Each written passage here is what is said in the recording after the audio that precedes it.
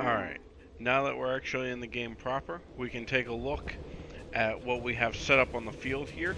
We already have the Templar units here waiting for the player, and now the player can actually allocate units any way they like. So, up in the top right corner, you'll see all the units we can place. We can put down one of the Megalo, who is our big tough guy of the lot. He takes the most damage, and he deals out a healthy amount of his own. And to get through this fight, we're actually going to use the Ligatero.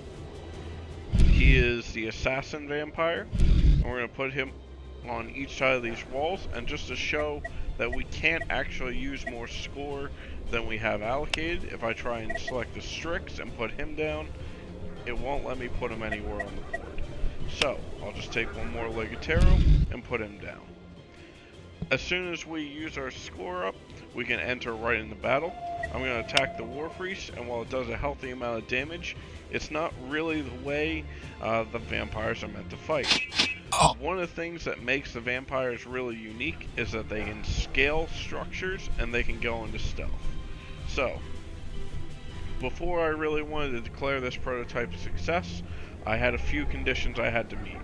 First of all, units needed to be able to go into stealth, and this would be determined by what the enemy units could see. Enemy units will be able to see player units within X range to the front or to the sides of them, and as I mentioned, this will determine whether or not the player can actually go into stealth. 2.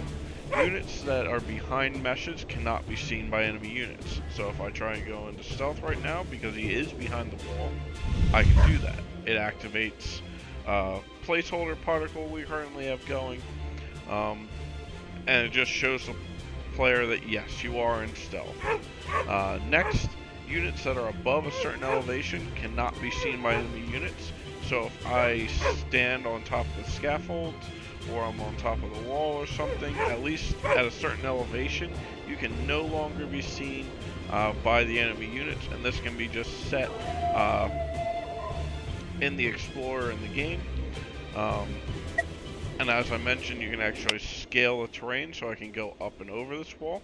As long as I don't cross this sight line, I'm okay, which is the 4th and final point. Player units who attack enemy units or cross their sight line will lose their stealth status. Now, when the vampires attack from stealth, they do get a significant buff to their damage. In fact, this unit isn't even going to get a turn because of this buff. Now, as I showed before, I'm on the other side of the mesh. I can go into stealth, go up over the wall, and because I just missed their sight lines, I can actually attack from stealth again and deal a good amount of damage. We're actually going to go ahead and come over here and kill the archer.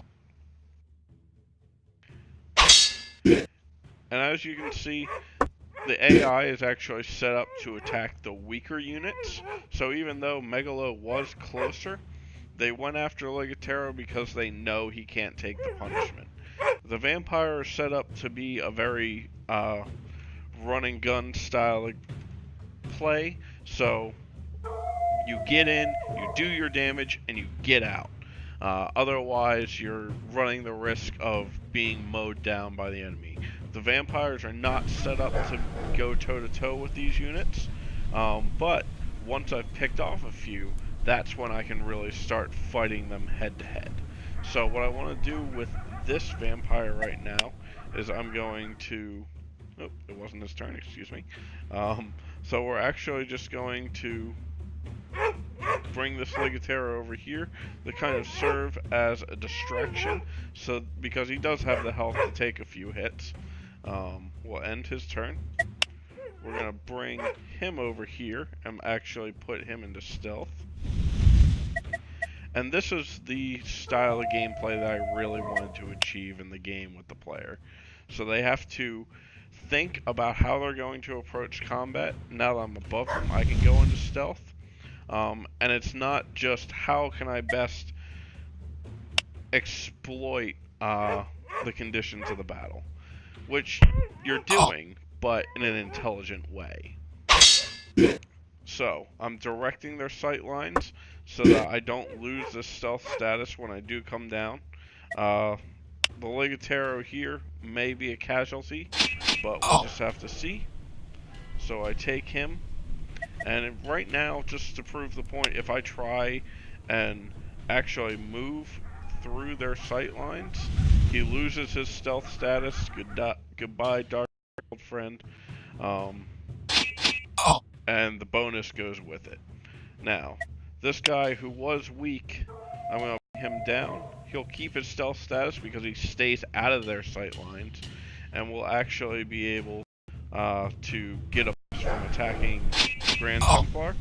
And I know I'll just be able to finish off the Spearman with the Megalo and get him out of the way.